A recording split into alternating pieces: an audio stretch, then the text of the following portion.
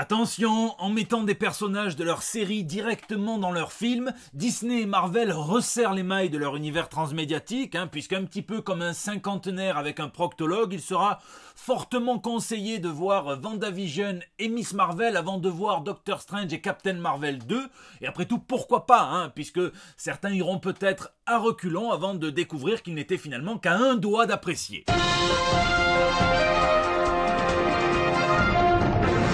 Ah, ils sont rusés chez Marvel, mais on va en reparler, puisque ici, votre fidèle commis des comics, vous êtes dans l'émission qui fait le tour de l'actu de l'industrie du comic book et de tous ses dérivés, c'est le 295e JT Comics. On dirait que Dark Vador est quand même un petit peu jaloux des Jedi, ou alors qu'il en a marre du côté obscur, et que lui aussi, il veut briller, même la nuit apparemment, ou alors il s'est fait sessu, mais tout entier par un espèce de verre de sarlac édenté avec la bave fluorescente. Un sacré dalle, mais passons plutôt aux news de la semaine. Dépouillé. Cette photo qui nous provient tout droit du tournage de l'adaptation ciné de Borderlands pourrait bien résumer la news insolite que je m'apprête à vous conter, mais vous le savez, j'aime bien le rappeler, je le ferai toujours, les artistes et les comics qu'ils produisent sont l'essence des adaptations cinématographiques qui en sont tirées, et bon, ces deux-là, ils s'appellent pas Mini, mais ils ont bien l'impression de s'être fait Mickey, Ben et Raymond Lay sont deux artistes montréalais qui ont fondé une maison d'édition qui s'appelle Horizon Comics et qui ont publié en 2001 via Image Comics une série qui s'appelle Radix, c'est de la science-fiction dystopique avec beaucoup de personnages en armure, et ils ont appris quelque temps après que l'Institut technologique du Massachusetts s'était servi de leur concept pour proposer un projet de super armure à l'armée américaine, et que grâce à eux ils avaient décroché une bourse à peu près de 50 millions de dollars, et eux ils n'ont pas touché un radis, forcément. Ça s'était su, le MIT s'est excusé publiquement, platement, et donc ils avaient laissé courir. Ils étaient partis travailler chez Marvel, donc sur des séries comme Thor, comme les Ultimate, notamment Ultimate X-Men, et puis 12 ans après, paf, en 2013, sort Iron Man 3, et ils ont trouvé quand même de fortes ressemblances avec leur concept, encore tiré de Radix, et donc bon, là ils ont porté plainte, donc ça avait été classé sans suite par le tribunal, l'armée d'avocats de Mickey, ça coûtait beaucoup trop cher pour continuer les poursuites à leur goût, et puis est venu Endgame, est venu Ant-Man, et ils ont encore trouvé qu'il y avait des similitudes, donc là, ils ont décidé de réattaquer Disney, et je leur souhaite tout mon courage. La 4e vague repart. Et là, il y a un nécromancien qui a débarqué chez Marvel Studios en leur disant « Écoutez, si vous êtes chaud, je peux vous avoir un petit rendez-vous avec Stan Lee. » Ils lui ont dit « Bouge pas » et paf, ça a donné cette vidéo narrée par Papy Cameo sur fond épique qui vient faire le bilan calmement des 3 premières phases de l'univers cinématographique Marvel, et puis qui vient envisager le futur, puisque Marvel parle beaucoup du passé, mais il pense aussi beaucoup à leur futur, même s'ils n'en parlent pas trop, puisque si on en croit le producteur exécutif de la série Falcon and the Winter Soldier, qui sera scénariste du film Captain America 4, il a dit qu'il était surpris du nombre de films que Marvel a en projet, mais qui n'ont pas encore été annoncés. En attendant, sur la minute 30, il y a quand même eu quelques petites secondes d'exclusivité. On a notamment appris que le prochain Black Panther serait intitulé Wakanda Forever, ce qui est un titre assez idéal quand on pense à quel point le film a été plébiscité non seulement par les fans de Black Panther, par la communauté noire qui a repris l'expression pour en faire une espèce de cri de fierté, et puis aussi l'expression est devenue indissociable de Chadwick Boseman, l'acteur qui incarnait la Panthère Noire, qui est mort après un long combat contre son cancer, à qui tout le monde rend hommage, même Anthony Hopkins, qui a eu un Oscar aux derniers Oscars, qui a tenu à lui rendre hommage dans son discours d'acceptation qu'il a fait chez lui en Écosse. Pepper, c'est le patron lui aussi. On a aussi vu quelques secondes inédites du film The Eternals, au cas où certains pensaient que ça c'était une photo d'Angelina Jolie qui se battait contre Brad Pitt pour avoir plus de pension alimentaire ou simplement un peu de place dans la salle de bain. Avec 6 gosses, ça doit pas être trop facile, mais non, c'est bien le film The Eternals, et il y a plusieurs choses qui me rassurent. La première, c'est que ils ont Chloé Zhao, la réalisatrice oscarisée, a dit que la base esthétique du film c'était Jack Kirby, et ça c'est toujours cool, moi c'est ce qui m'avait fait apprécier, et c'est seulement ça, Thor Ragnarok, que j'avais trouvé moyen sur d'autres aspects, mais l'esthétique Kirby c'était parfait. Et deuxièmement, on sait que la réalisatrice s'est battue avec Marvel Studios pour tourner le plus de scènes possible en décor naturel et non pas sur fond vert, et ça c'est toujours bon signe. Et je vous le disais en intro, Marvel ruse, mais c'est pas plus mal, vous allez voir, puisqu'ils remplissent une vieille promesse, le titre de Captain Marvel de n'est autre que The Marvels, et si on en croit tous les logos, ça sera un véritable cocktail cosmique, avec Carol Danvers qui sera rejoint par Monica Rambeau, qui a dû décider que ça serait sa guerre, et Kamala Khan, qui comme Dominique Strauss se ramène avec un loup aux soirées, mais elle a l'air bien meilleur délire la petite, et surtout elle semble tout droit sortie des comics, ça rien que sur les photos de tournage, et ça, moi ça me fait rêver. Et vous vous souvenez quand on nous promettait que les séries Netflix Marvel seraient reliées au MCU, et quand on avait découvert finalement qu'elles l'étaient autant que ce que Gérard Depardieu de la grande époque était relié à la sobriété, eh bien là, au moins avec Disney+, c'est assez clair, puisqu'il semble assez immanquable de regarder Miss Marvel et WandaVision avant de regarder les prochains films de la phase 4. Et c'est plutôt bien joué de la part de Marvel. Et d'ailleurs, en parlant de WandaVision, vous vous souvenez de ce caméo du Docteur Strange qu'on attendait? Eh bien, en réalité, il a été tourné. Mais au dernier moment, ils ont décidé que ça allait pas être le mec Docteur Strange qui débarque et qui apprendrait la vie à Wanda. Et donc, ils voulaient laisser la lumière sur cette sorcière rouge en devenir, et donc ils ont coupé ce tout petit bout au montage, ce qui me fait penser que si je devais être circoncis, je préférerais que le chirurgien ait fait l'école Marvel plutôt que l'école Warner, puisque là tu as 100% de chance de finir maître des chuchoteurs. Et puis après c'est parti, Ant-Man 3, Quantumania, Spider-Man No Way Home, Black Widow, Shang-Chi, Les Gardiens de la Galaxie 3, le Doctor Strange 2, Multiverse of Madness, Thor 4, Love and Thunder, et puis ensuite les Fantastic Four, mais probablement pas avant 2024, mais on a l'habitude avec eux qu'ils soient invisibles et que la période d'attente s'étire à fond, mais tant qu'ils arrivent en frappant fort et en foutant le feu, on leur pardonne. En tout, il va y avoir 6 films en moins d'un an entre juillet 2021 et mai 2022. Certains diront que c'est trop. Attendez, ça compte pas ça les projets sur Disney+, justement, Secret Invasion, Loki, les projets en développement, Moon Knight évidemment, là c'est plus une quatrième phase, c'est carrément une quatrième vague. Je vous laisse me dire dans les commentaires si vous trouvez que c'est trop, si vous avez déjà lâché l'affaire depuis longtemps ou si ça vous chamboule, en attendant. Moi je peux pas m'empêcher de penser que si mon ex elle avait été comme tous ces gros fans de Marvel qui arrivent à se satisfaire en 10 à 15 secondes, eh ben on n'en serait pas là. Mais non madame, il fallait de la Snyder Cut. Bon allez on enchaîne.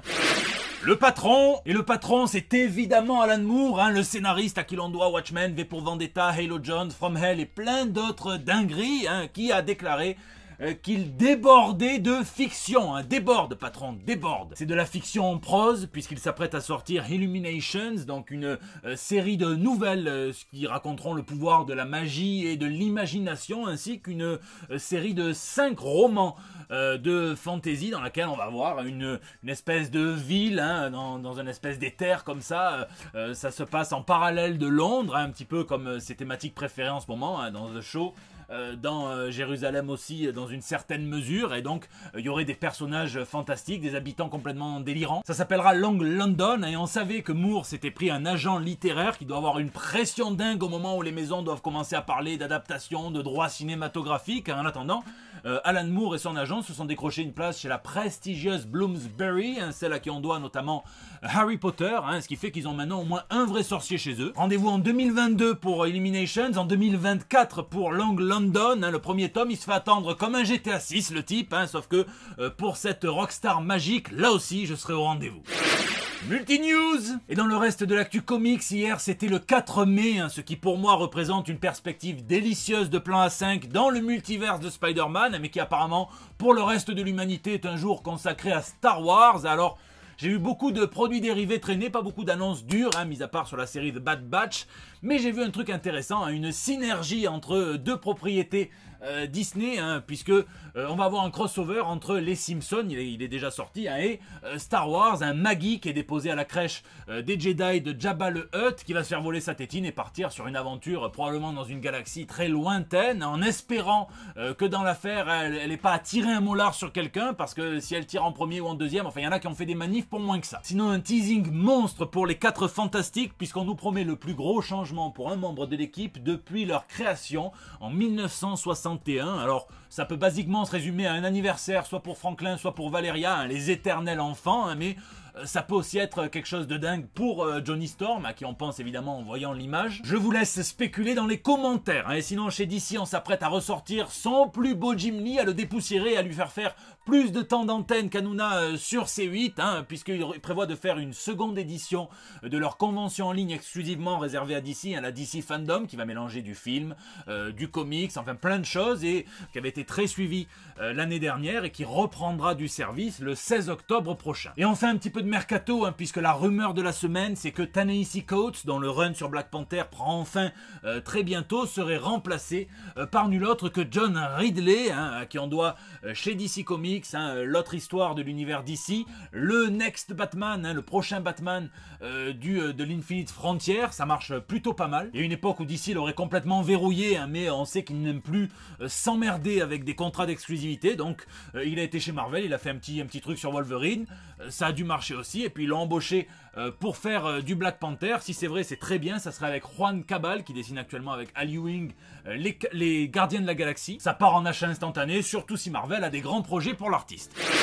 John Paul Leon. Quel que soit leur domaine de prédilection, les artistes sont des passeurs, des vecteurs d'émotions pures, d'une forme de spiritualité. Je sais pas très bien l'expliquer, mais quand on entend, hein, pour citer que ça, hein, une belle chanson, quand on voit un beau dessin, ça nous rend heureux, ça nous remplit de quelque chose qui est délicieux. Hein. Ajoutez à ça une forme d'empathie, une forme d'humanité commune qui nous fait nous sentir un petit peu proches et connectés à tout le monde. Eh bien, vous comprendrez ma tristesse quand j'ai appris la mort le 2 mai dernier de John Paul Leon, l'artiste qui avait 49 ans et qui s'est battu quasiment 15 ans contre le cancer. C'est beaucoup trop tôt, je pense évidemment à sa famille, à ses proches, et moi je trouve qu'il y avait quelque chose de touchant dans ses dessins, aussi bien dans ses intérieurs que dans ses couvertures, où il parvenait entre quatre bords comme ça, en une seule illustration, raconter toute une histoire. J'aime beaucoup le côté terre à terre de son art, hein, même lorsqu'il dessine des personnages extraordinaires comme Superman, je trouve qu'il y a un aspect réel qui me plaît beaucoup, qui me touche, qui me va droit au cœur, et c'est pour ça que moi j'étais en contact avec lui, puisqu'avec Monolith on voulait qu'il nous fasse un écran pour le jeu de rôle Batman. Il a commencé très tôt, hein, il est diplômé d'art, il a étudié même l'art séquentiel avec des grands maîtres, hein, genre Walt Simonson, Will Eisner, rien que ça. Hein. Ensuite il a travaillé avec Brian Wood sur DMZ, sublime, avec Jim Krueger, avec Alex Ross sur Earth X, hein, sublime aussi. Hein. Il a ensuite notamment fait un projet qui lui tenait beaucoup à cœur, c'est Batman Créature de la Nuit, un projet qu'il a mis 2 ans à réaliser, hein, parce que c'était entrecoupé de chimiothérapie, se battait déjà, donc c'est un projet qui prend une ampleur particulière, hein, notamment parce qu'en plus il déconstruit le mythe de Batman, de la chauve-souris. Toute l'industrie du comic book lui a rendu hommage, il a été apprécié par énormément de monde. Je vous laisse me dire dans les commentaires quelle est votre œuvre préférée, votre illustration préférée de John Paul Leon, et je tenais à finir en citant le maître qui disait: quand j'étais gosse et que je lisais des comics, j'avais l'habitude de m'arrêter et revenir en arrière pour regarder la couverture plusieurs fois. Je le fais encore. Mes couvertures préférées sont celles qui non seulement m'attirent au premier coup d'œil, mais qui résistent aussi à un examen minutieux et évoluent au fur et à mesure que vous y revenez en lisant l'histoire. Vous pouvez commencer à comprendre, à repérer des choses que vous n'aviez pas remarquées auparavant. J'aime aborder chaque couverture comme si je n'en avais jamais fait et voir où cela me mène sans me répéter. Le plus important, c'est que j'essaie de faire quelque chose qui soit fidèle à l'histoire et qui invite le lecteur à pénétrer dans un autre monde. Mission accomplie, salut l'artiste. Lisez et lisez. Cette semaine, je me suis fait plaisir avec le dernier petit bijou d'un duo créatif qui est toujours au top de sa forme. Ed Brubaker et Sean Phillips, ça s'appelle Pulp. Ça raconte l'histoire d'un vieil homme qui a eu dans sa vie, puis ça se passe dans les années 30, a le privilège de connaître cette espèce de transition entre l'Amérique sauvage, le Far West, et l'Amérique un petit peu plus civilisée, hein, qui est devenue plus urbaine et qui donc est écrivain, scénariste de comics, il y a un petit côté méta, mais qui a eu une autre vie passée, qui va le rattraper un petit peu. Alors, évidemment qu'il y a de la violence, mais c'est très intime, puisque ce qu'on prend le plus plaisir à faire, c'est très bien écrit, Brubaker évidemment, c'est à suivre la voix intérieure de Max Winter, ce vieux qui réfléchit sur sa vie, sa vieillesse, sa future mort, ce qu'il va laisser, hein, notamment à ceux et celles qu'il aime, hein, et donc c'est assez marrant en plus, puisque c'est un comic sur l'héritage et que le coloriste, c'est super bien dessiné, c'est super bien colorisé, le coloriste n'est autre que le fils de Sean Phillips, Jacob Phillips, et les dialogues, sont traduits, le texte est traduit par Doug Hedline, qui est le fils de Jean-Patrick Manchette, un auteur de polar. Donc c'est un sur le leg et en même temps c'est par 2 héritiers ultra talentueux. C'est un pur plaisir, comme à chaque fois avec ce duo créatif. Il y a 70 pages, mais c'est plus dense que certains runs qui font 700 pages, donc je vous conseille vraiment de vous y jeter dessus. Et puis plus frustrant, je me suis fait de la VO, 2 premiers chapitres, et le premier c'est une bonne surprise, agréable, je pensais pas forcément, mais c'est le crossover Batman-Fortnite, dans lequel on voit Batman entraîné dans une espèce de vortex qui l'amène tout simplement dans le monde de Fortnite. Là-bas il joue la figure du Candide, il se demande si tout le monde ici n'est qu'un psychopathe meurtrier, c'est la meilleure définition qu'on puisse donner de Fortnite. Personne n'a dansé sur son cadavre, il y a des vrais beaux moments de grâce un petit peu, donc bon, c'est une bonne surprise. Et puis bon, mon chouchou, j'ai lu le Robin numéro 1 par Monsieur Joshua Williamson, à qui on doit Nailbiter et Birthright, à Gleb Melnikov, le dessinateur qui cartonne. Ça raconte l'histoire de Robin, Damian Wayne, qui disparaît du radar de chauve-souris de son père pour tout simplement aller se mesurer à des grands guerriers dans un espèce de tournoi. Il se fait un Mortal Kombat, je vous en avais déjà parlé.